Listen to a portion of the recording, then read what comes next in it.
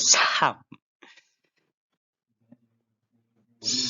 Halo teman-teman, kembali lagi bersama kelompok 1 teori akuntansi. Kali ini kita akan membahas tentang bab 6, kerangka konseptual. PPT ini atau PowerPoint ini disusun oleh yang pertama Dwi Rahayu Safitri, yang kedua ada Amel Tilisa Anggreni, dan yang ketiga saya sendiri, Airunaka Tulistiwa. Selamat memperhatikan teman-teman. Pada kesempatan kali ini, kami akan membahas mengenai kerangka konseptual. Jadi, apa itu kerangka konseptual? Kerangka konseptual merupakan suatu sistem yang koheren tentang tujuan dan konsep dasar yang saling berkaitan yang diharapkan dapat menghasilkan standar-standar yang konsisten dan memberikan pedoman tentang jenis, fungsi, dan keterbatasan akuntansi keuangan dan pelaporan keuangan. Jadi, kerangka konseptual di sini bertujuan untuk memberikan pedoman dalam penyusunan dan penyajian laporan keuangan yang bertujuan umum. Dari beberapa pihak yang ada, kerangka konseptual disebut juga sebagai konstitusi atau landasan dalam proses penentuan standar akuntansi. Kemudian, mengapa kerangka konseptual dibutuhkan? Kerangka konseptual dibutuhkan karena memiliki berbagai manfaat, di antaranya sebagai berikut. Yang pertama yaitu sebagai pedoman dalam menentukan standar akuntansi. Yang kedua, sebagai kerangka referensi untuk memecahkan masalah akuntansi apabila standar yang sekarang ada tidak mengatur isu baru yang muncul. Kemudian yang ketiga, sebagai dasar membuat pertimbangan dalam menyajikan laporan keuangan. Dan yang keempat, untuk meningkatkan daya banding dengan cara mengurangi berbagai alternatif metode akuntansi yang ada. Rumusan kerangka konseptual. Awalnya, kerangka konseptual telah banyak muncul pada berbagai publikasi di Amerika yang bisa kalian baca pada buku Teori Akuntansi halaman 166. Di situ terdapat banyak landasan mengenai kerangka konseptual. Dengan adanya kebutuhan akan kerangka konseptual yang dapat diterima secara umum, kemudian FASB terdorong untuk mengeluarkan discussion memorandum berjudul Conceptual Framework for Financial Accounting and Reporting, Elements for Financial Statement and Their Measurement pada tahun 1976. Kemudian dari hasil kerja dan tulisan tersebut, akhirnya dihasilkan 6 komponen kerangka konseptual yang diberi nama Statement of Financial Accounting Concept atau SFAC dengan nomor urut 1-6. Kemudian keenam komponen tersebut terbagi dalam 3 level. Untuk level pertama atau tingkatan pertama yaitu membahas mengenai tujuan pokok akuntansi. Kemudian untuk tingkatan kedua itu terbagi menjadi 2 yaitu mengenai karakteristik mutu informasi dan elemen laporan keuangan.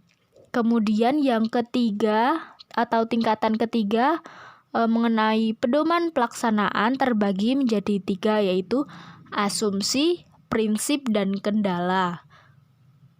Pada level pertama, kerangka konseptual menjelaskan tentang tujuan pelaporan keuangan dan menjelaskan dimensi pelaporan keuangan yang memiliki cakupan yang berbeda dengan laporan keuangan. Pelaporan keuangan mencakup tidak hanya laporan keuangan saja, melainkan juga media pelaporan informasi lainnya yang berkaitan langsung atau tidak langsung dengan informasi yang disediakan oleh sistem akuntansi, yaitu informasi tentang sumber-sumber ekonomi, hutang, laba periodik, dan lainnya. Jadi, pelaporan keuangan lebih luas daripada laporan keuangan. Sebagai contoh, laporan keuangan terdiri dari neraca, laporan laba rugi, laporan arus kas, laporan perubahan modal, dan CALK. Untuk pelaporan keuangan itu lebih luas dari laporan keuangan, yaitu laporan keuangan ditambah dengan informasi pelengkap seperti pengungkapan tentang perubahan harga, kemudian media pelaporan lain seperti diskusi analisis manajemen, kemudian informasi-informasi lain seperti laporan analis, statistik ekonomi, dan lain sebagainya. Kemudian tujuan dari pelaporan keuangan yang terdapat dalam SVAC nomor urut 1 yaitu sebagai berikut. Yang pertama, pelaporan keuangan memberikan informasi yang bermanfaat bagi investor dan kreditor serta pemakai lainnya dalam pengambilan keputusan investasi, kredit, dan yang serupa secara rasional. Kemudian yang kedua, pelaporan keuangan memberikan informasi yang dapat digunakan pemakainya dalam menilai jumlah, pengakuan, dan ketidakpastian tentang penerimaan kas bersih yang berkaitan dengan perusahaan. Yang ketiga, pelaporan keuangan itu dapat menyediakan informasi tentang hasil usaha suatu perusahaan selama satu periode.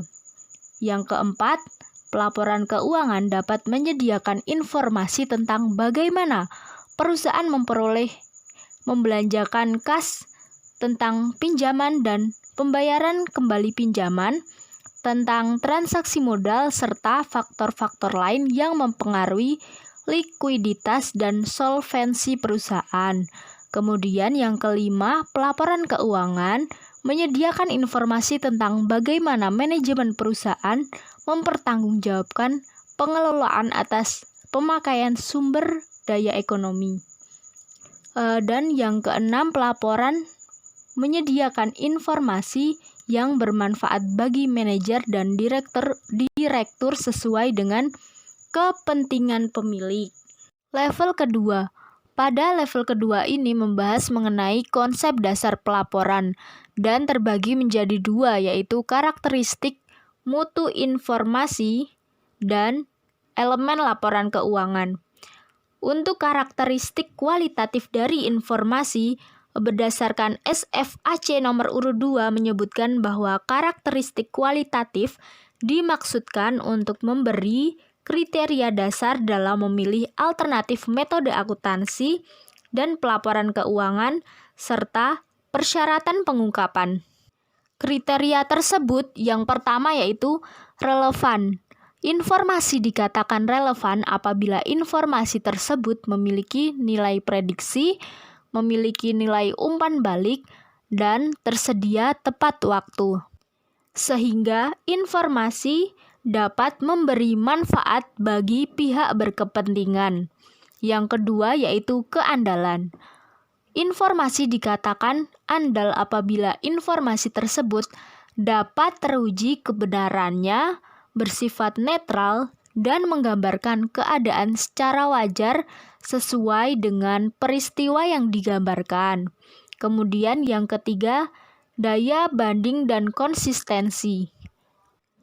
Suatu informasi dikatakan dapat bermanfaat kalau informasi tersebut dapat saling diperbandingkan baik antar periode maupun antar perusahaan.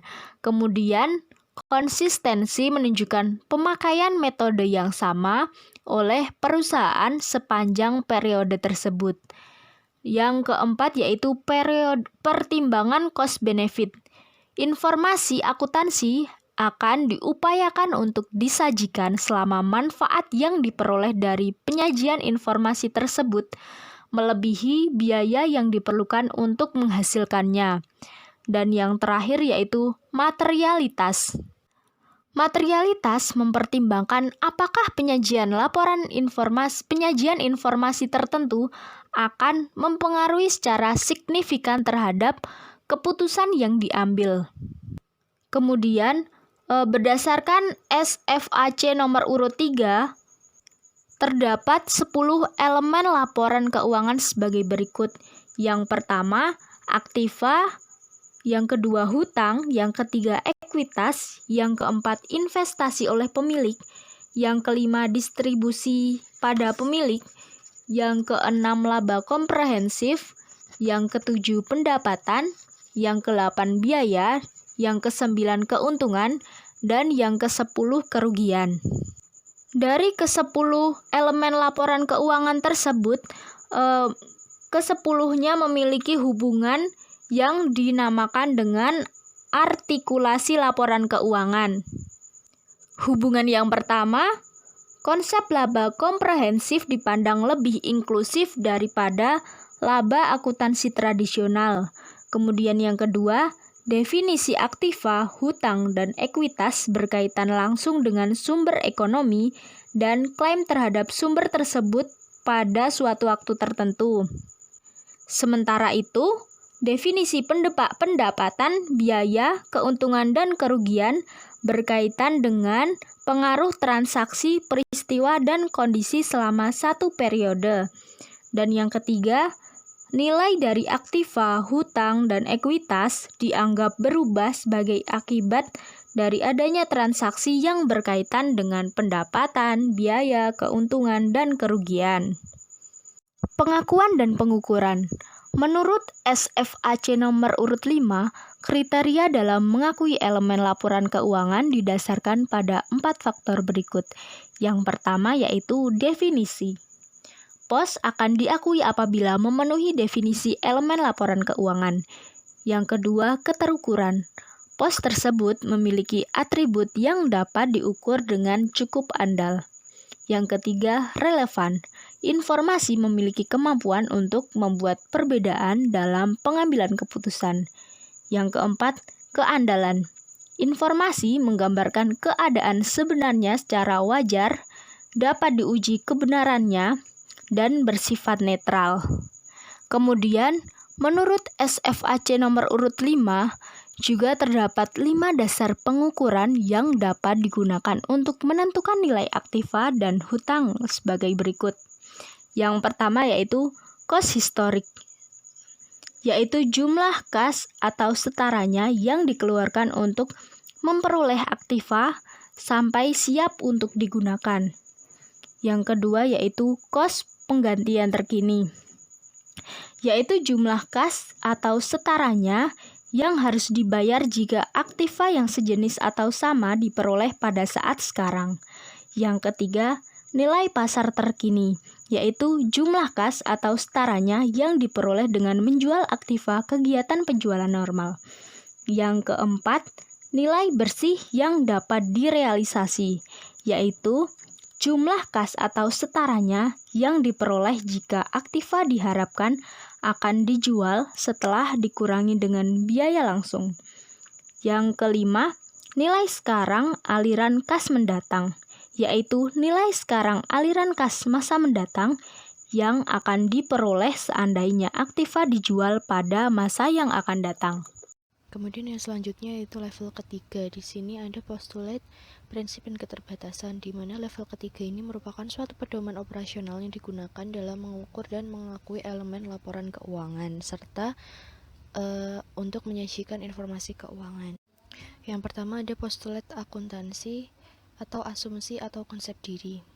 Nah, pada postulate akuntansi ini merupakan suatu pernyataan yang kebenarannya itu terbukti dengan sendirinya. Kemudian dalam postulat akuntansi ini ada 4 poin yang akan dibahas, yaitu yang pertama ada the economic entity atau kesatuan usaha. Jadi pada kesatuan usaha ini akuntansi memandang badan usaha sebagai unit yang dapat berdiri sendiri dan bertindak atas nama perusahaan itu sendiri dan terpisah dari pemilik yang menanamkan modal. Kemudian yang kedua ada going concern atau kontinuitas usaha. Maksud going concern ini lebih tepatnya kegiatan perusahaan itu dapat dianggap akan berlangsung terus sampai waktu yang ditentukan atau tidak. Maksudnya sampai waktu yang tidak terbatas itu tuh akan terus maju.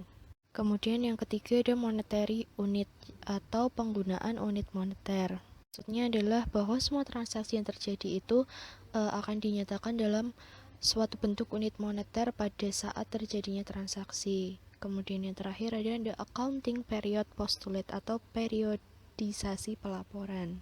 Maksudnya adalah bahwa kegiatan suatu perusahaan itu dianggap berjalan terus dari periode ke periode.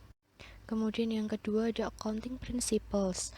Nah, pada accounting principles ini dapat diartikan sebagai suatu perangkat aturan umum dan universal yang dijadikan sebagai objek pengetahuan akuntansi dalam konteks teoritis dan menjadi suatu landasan dalam mengembangkan teknik akuntansi. Dalam accounting principles ini juga ada 4 poin yang akan dibahas. Yang pertama ada the historical cost principle atau harga pertukaran, atau nama lainnya itu historical cost. Nah, historical cost ini tuh merupakan dasar penilaian yang paling tepat untuk menilai sebuah laporan keuangan. Kemudian yang kedua ada the revenue principles atau prinsip pendapatan. Prinsip pendapatan ini mengatur mengenai jenis komponen pendapatan, pengukuran pendapatan, dan pengakuan pendapatan. Jadi pada intinya the revenue principles ini berkaitan dengan pengukuran pendapatan dan pengakuan pendapatan. Kemudian yang selanjutnya yang ketiga itu ada the matching principle atau prinsip penandingan. Jadi untuk menentukan apakah besar laba rugi itu naik atau turun harus menandingkan atau harus membandingkan antara pendapatan pada periode yang sama. Ada 3 dasar penandingan. Yang pertama ada hubungan sebab akibat, yang kedua alokasi sistematis dan rasional, dan yang ketiga adalah pembebanan segera. Kemudian poin keempat adalah the full disclosure principles. Jadi pada the full disclosure principles ini suatu laporan keuangan itu harus mampu menggambarkan secara akurat seperti apa kejadian ekonomi yang akan mempengaruhi perusahaan selama periode tertentu. Kemudian yang ketiga adalah constraint. Jadi pada constraint ini juga ada 4 poin penting yang akan dibahas. Yang pertama berkaitan dengan cost-benefit relationship atau hubungan antara biaya dengan keuntungan. Kemudian yang kedua ada the materiality principle. Pada poin ini materialitas itu dapat dilihat dari 2 aspek. Yang pertama ada pendekatan ukuran, kemudian yang kedua ada pendekatan kriteria perubahan. Maksudnya kriteria perubahan itu apakah materialitas laporan keuangan ini tuh dapat berpengaruh dengan elemen yang lain terhadap tren atau perubahan. Jadi tergantung dengan tren atau perubahan. Kemudian ada industri praktis. Kemudian yang terakhir ada the conservatism principle. Kemudian yang keempat ada kerangka konseptual Indonesia. Jadi kerangka konseptual ini bertujuan untuk merumuskan konsep yang mendasari penyusunan dan penyajian laporan keuangan itu sendiri. Nah, dalam kerangka konseptual Indonesia ini ada beberapa poin penting. Yang pertama ada tujuan dan ruang lingkup. Jadi pada tujuan dan ruang lingkup ini suatu kerangka konseptual itu memiliki tujuan untuk membantu berbagai pihak dalam mencapai tujuan tertentu atau tujuan yang diinginkan. Kemudian yang kedua ada tujuan dan pemakaian laporan keuangan. Jadi pada intinya tujuan laporan keuangan itu untuk menyediakan informasi yang berkaitan dengan posisi keuangan suatu perusahaan atau industri. Kemudian para pemakai kepentingan atau pemangku kepentingannya diantaranya ada investor, kreditor, pemasok, karyawan, pelanggan, pemerintahan, dan masyarakat. Kemudian yang ketiga ada asumsi dasar. Pada asumsi dasar ini juga ada 2 poin penting yang akan kita pelajari. Yang pertama terkait dengan dasar akrual. Nah, dasar akrual ini merupakan laporan keuangan yang diharapkan dapat memberikan informasi tentang masa lalu yang melibatkan penerimaan dan pembayaran kas. Jadi langsung dicatat sesuai dengan kapan penerimaan dan pembayaran kas itu terjadi. Kemudian yang kedua ada kelangsungan hidup. Nah, ini diasumsikan bahwa suatu perusahaan itu akan hidup terus atau tidak dan akan melanjutkan usahanya di masa mendatang atau tidak. Kemudian yang keempat ada karakteristik kualitatif dan kendala informasi. Nah, pada poin ini agar suatu informasi itu betul-betul dapat bermanfaat bagi pengambilan keputusan, maka ada beberapa karakteristik yang digunakan oleh IAI. Yang pertama yaitu ada bahwa informasi itu dapat dipahami, relevan, memiliki keandalan, dan memiliki daya banding. Kemudian yang kelima ada elemen laporan keuangan. Jadi suatu laporan keuangan itu memiliki beberapa poin atau beberapa elemen yang harus ada di dalamnya, yaitu ada aktiva, kewajiban, ekuitas, penghasilan, dan beban. Kemudian yang selanjutnya ada pengakuan dan pengukuran. Jadi pengakuan itu merupakan proses pembentukan suatu pos yang memenuhi definisi elemen laporan keuangan serta kriterianya. Jadi suatu pos itu dapat diakui sesuai dengan elemen atau kriteria laporan keuangan itu sendiri. Kemudian yang kedua, maksud dari pengukuran itu yaitu suatu proses penentuan jumlah rupiah untuk mengakui dan memasukkan setiap elemen laporan keuangan ke dalam neraca. Jadi kalau pengukuran itu menentukan jumlah rupiah yang harus dimasukkan ke dalam neraca atau laporan laba rugi. Nah, di sini untuk menentukan pengukuran itu ada beberapa dasarnya. Yang pertama, harus ada biaya historis, biaya terkini, nilai realisasi atau penyelesaian, dan nilai sekarang atau fair value. Untuk yang selanjutnya yaitu yang kelima mengenai kritik terhadap kerangka konseptual. Jadi di sini ada yang pertama itu ada pendekatan ilmiah. Nah, di dalam pendekatan ilmiah ini ada yang dimaksud dengan deskriptif dan non-operasional. Jadi pendekatan ini dapat menimbulkan masalah karena kerangka konseptual yang mungkin dianggap sebagai produk akhir, sehingga waktu dan usaha yang digunakan mungkin lebih baik diarahkan pada perbaikan. Jadi pada pendekatan ini tuh lebih baiknya kalau produk itu diarahkan ke perbaikan gap agar tidak membuang-buang waktu, seperti itu. Yang kedua ada asumsi ontologi dan epistemologi. Yang ketiga ada perputaran logika atau circularity of reasoning. Yang keempat ada disiplin yang tidak ilmiah. Nah, yang selanjutnya di poin B ada nilai profesional. Yang pertama ada kerangka konseptual sebagai dokumen kebijakan. Yang kedua ada nilai profesional dan perlindungan diri atau self-preservation. Yang keenam, mampukah kerangka konseptual menyelesaikan semua masalah? Nah, kerangka konseptual mungkin tidak mampu menyelesaikan semua masalah yang berkaitan dengan penentuan standar akuntansi.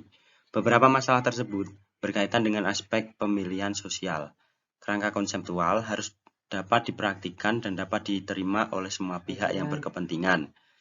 Kemampuan kerangka konseptual untuk dapat dipraktikkan mungkin dihadapkan pada masalah yang berkaitan dengan tingkat keabstrakan dari karakteristik kualitatif dan rekomendasi lainnya. Selanjutnya atau yang ketujuh ada kerangka konseptual IFRS. Yang pertama ada relevance. Nah, dalam kaitannya dengan laporan keuangan adalah informasi tersebut harus memiliki prediksi dan nilai konfirmasi. Nah, yang kedua atau yang B itu ada faithful representation.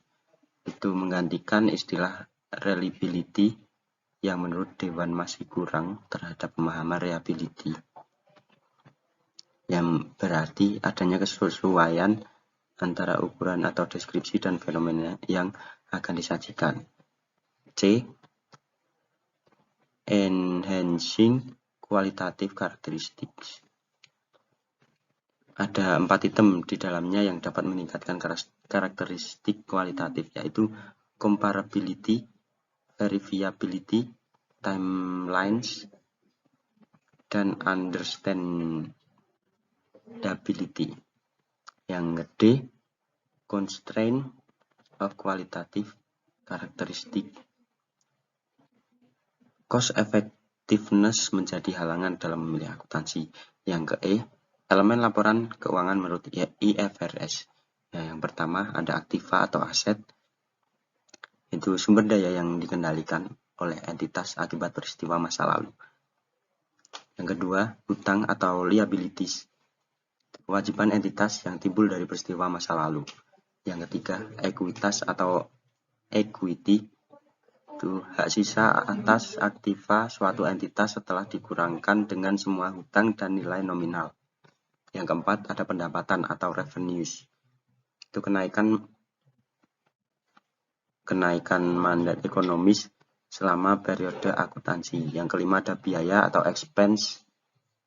Itu penurunan manfaat ekonomis selama periode akuntansi. Yang keenam ada pengakuan elemen laporan keuangan. Itu ada beberapa item yang dapat diketahui, yaitu yang pertama, kemungkinan manfaat ekonomi di masa mendatang akan mengalir ke kas atau dari entitas. Yang kedua, itu ada sumber daya tersebut dapat diukur secara handal. Oke, terima kasih teman-teman karena sudah memperhatikan. Jangan lupa subscribe. Thank you.